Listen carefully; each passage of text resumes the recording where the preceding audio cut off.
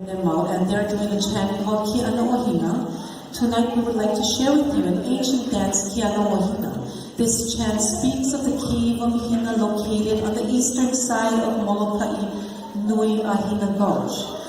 From this place, the island got its name. It was here that Molokai Nui Ahina, the mother of Molokai, lived.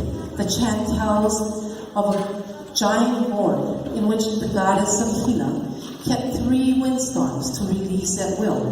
Her permanent resident lays at Kalua'aha, a cave dwelling hidden at Pauiki Ridge, protective eyes guard. The Ko'olau Mountain districts, Molokai is of Hina and carries the light.